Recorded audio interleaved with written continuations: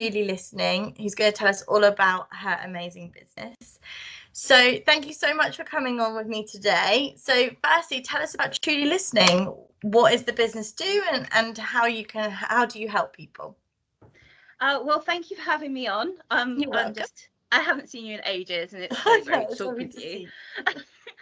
My business is Truly Listening, positive psychology services and coaching. There are so many sides to it. I kind of get lost in my own business sometimes. I love that. I work with organizations to create programs for their clients or their staff to focus on the psychology of well-being and how we can make ourselves feel more amazing, even down to the self-compassion and the way we speak to ourselves. These things are really powerful, and people get lost in the do it yourself and they don't know how to apply them. So that's my job, to come in and show people how to bring it to life and bring psychology to life. Another side is I coach children from 8 years plus online to build toolboxes, so they have this this backup for when they get stuck in life, especially in today's world full of anxiety and struggling to get support. It's a way that they can just really get in contact with someone directly without having to go through the systems. And lastly, what do I do? Eco coaching is my newest, latest thing. I'm out and about coaching people. I have a retreat coming up and getting people back in contact with nature and who we are at our roots. And Oh, that is my business. so I knew about two of the parts of your business. I didn't know about the eco. That's amazing. That sounds so good. So where's your retreat going to be? In Bedford, hopefully. I'm just finishing up the last details before I start booking people on. So Oh. it's going to be a weekend of getting back to the earth. And yeah, there's compost toilets and there's not very, showers are in the shed. So it's right back to earth. And That is definitely like nature living, isn't it? it mixes my shamanic energy healing and my psychology, and it just brings a weekend where people can escape and reconnect with themselves in a really safe space. It's all grounding, isn't it? And reconnecting with ourselves. We get so lost, don't we, with everything going on in the world. It's so fast all the time. So slowing down helps, doesn't it? I have to convince people to turn their phones off when they get there. Yeah, I bet that's difficult actually. I don't, yeah, it becomes like part of you, doesn't it? So that connection with your phone is actually probably the strongest link that most people have at the moment. So what made you start Truly Listening and all the ventures that you've explained there? It's kind of just been a personal journey, really. I first started thinking about it because I was a very young mum of two neurodiverse children, and I really needed support, and it just wasn't available. So my business kind of started through trying to provide support for people who just can't get hold of it. Mhm. And then the energy healing and the kind of eco coaching side is just personal experience. 7 years ago, I wouldn't go out the door. I had social anxiety. I wouldn't have spoke to anybody. And I then discovered a coach who took me through things. And the power of it is why I ended up running my business. If you'd have asked me, well, you'll be coaching, you'll be doing talking with people, I would have laughed in your face because it just would never have happened. Oh, And yeah, it was a very personal business. yeah. It's really kind of built itself. It just keeps growing. Yeah, but that's exactly what you want to do. You want to grow your business, and then as you grow with it, like that's why you're getting all these different arms and being able to build upon that. And it sounds like such a like actually quite a long journey that where you started to where you are now. But an amazing one, like doing podcasts now with me, for instance. I know, right? It's great. And so, during that journey, have you had any hurdles that you've had to overcome over the time frame that you've found difficult, that you've been able to find a way round? I think my biggest hurdle is probably my puppy, who causes me hassle whenever I get onto Zoom calls or recording. No, it's coaching is a really saturated business. It's quite people hire coaches they know, so you have to get your face out there and you have to really build relationships with people. And at the start I found that quite difficult, because I just wanted to kind of, I had no idea what a business was at the start. I just knew I wanted to help people. But you know, content creation, social media, I had no clue. That was quite a interesting kind of lesson and journey I've been on over the last year or so. I think many people are in that position though. It's such a it still feels new, like all of the social content things and all of the things and all of the avenues you can you even with AI now as well. There's so many things there that actually are just changing and evolving all the time. To stay on top of them is a challenge in itself, isn't it? It's like a whole business of its own accord. It's just running the business. You've Yes. you've got the actual what you want to do, and then you've got the have to run a business side, and it's just like two completely separate things half the time. Yeah. But it's great that you keep adapting and finding that like knowledge and finding ways forward to be able to keep growing your business. So you've obviously like found your way of being versatile and finding that information from somewhere, from friends and people that you've met along the way. So that's great. Yeah, I have a love of knowledge, so any training Yeah. course, I'm there.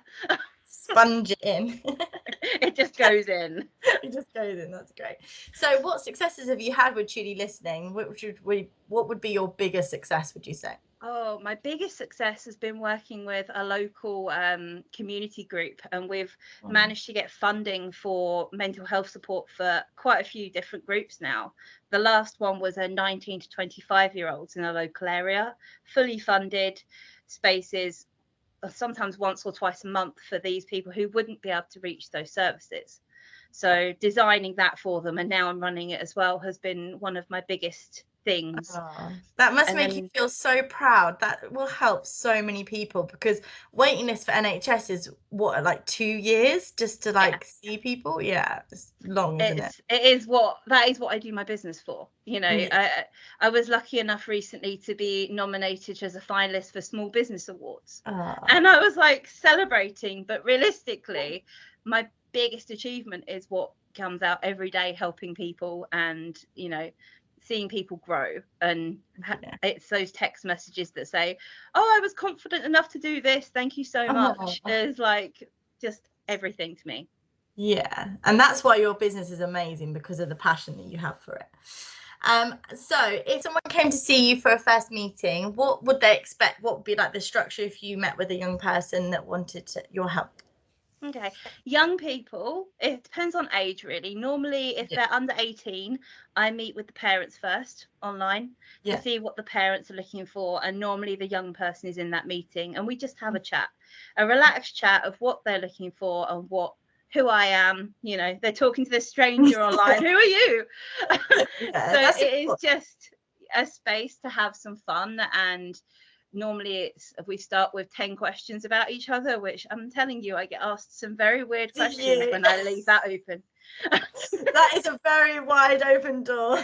Oh, it really is. I've been asked many things by children, and their parents sit there completely shocked and kind of like, oh no, don't ask that.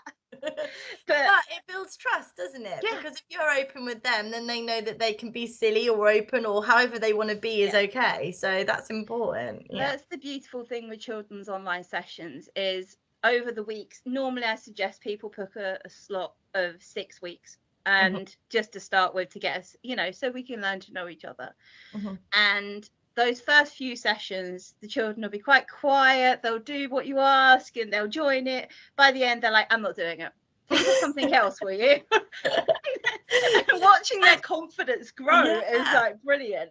They're owning their own mind and like speaking what they want. So to go from just accepting maybe something that they don't feel comfortable with, or not quite, like they're not sure about, to get into the point where they're saying no to a grown-up or an adult is like a great achievement, isn't it? It's I brilliant. bet I have to change my plans quite frequently in my children's sessions. The plans never work, because the children co-design the space with me. So it is just creating that relationship and that trust. Yeah, and they feel that they can, and you being an independent person, I think they don't feel like, they won't feel judged because they don't know you, do they? So when they speak to their parents or somebody that's already in their life, there's so many connections and they worry about what people think of them and all those things. So to have that space where they can be them must be really valuable to them. So Yeah, I get a lot of young people that have either got grief or anxiety. Those kind of areas are quite common. And you find that they don't want to worry their parents. They don't want to worry the people they love, because those people are already struggling, and the kids can see that. They can see that their parents are struggling and that their parents are busy and, you know, overwhelmed in today's world, and they don't want to add to it. And That's they see beautiful, it. but sad at the same It time. really is. It's heartbreaking, but it's beautiful. It's kind of, it's a general thing I find across the board. Kids don't want to make their parents' lives harder than they already see them being. Because they see everything. You just don't think they see it. They see it all. Children take in so much, don't they? They literally, anything that goes past their ears, it's all already in there. Don't you realise? It is.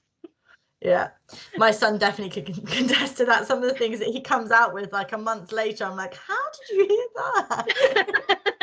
Where did you know that from? Yeah, mine are 20 and 18 now. I'm not telling you what they come out with. Yeah, mine are only 5 and 1, so I've got a bit of time before I have to worry too much. That's great. Okay, so if someone wanted to go into being a coach or supporting young people, mental health support, what sort of advice would you give them for someone wanting to start in a career similar to yours? Don't give up. It's not an easy platform to get into. It takes time, and also get some experience on the other end of it. Experience what it's like to be coached, and have that, you know, go into a place where children's coaching is happening and join in the activities, get down and make a fool of yourself, and feel happy to do that, because you will end up doing it. You cannot coach children without joining in. It You just have to be a bit work. silly, don't you? Because if you make it too serious, they're just not going to connect with that, are they? Exactly. And it's the same with adults as well. You know, humor is a really powerful thing, and having a laugh when people, if you've had an hour-long really in-depth discussion, then sitting having a laugh afterwards is really healing, and you need to be able to make fun out of yourself, really, because it makes it easier for everyone else to have that light-hearted feeling about them. You have that release somewhere, haven't you? Because things can be so serious all the time. To have that somewhere, you need it, don't you? You do. It's also, it's just fun. Why not? Why take yourself seriously in life? You're here to have a good time. Definitely. Oh, I love that advice. That's great. So where can we find out more about you and find you? Everywhere. Exactly. I'm all over social media. I predominantly work in Peterborough, but with eco traveling, I travel all over the UK with my eco coaching. So you find me at trulylistening.co.uk, and pretty much if you put it into a Google search, I will come up. You'll find you. Yeah. You'll find me. I'm everywhere. I'll share your links as well if anyone wants to find out what you're doing, because you add quite a lot onto socials as well of all of your plans and what you're doing with your business, don't you? So I'll add that on. I do. Great. Thank you so much for joining me. It was amazing to speak with you, and I really appreciate you coming on. And your business just sounds fantastic, and the work that you do is so valuable to so many people. I'm sure there's many, many children that are very thankful to you right now. So thank you so much. Thank you for having me. You're very welcome.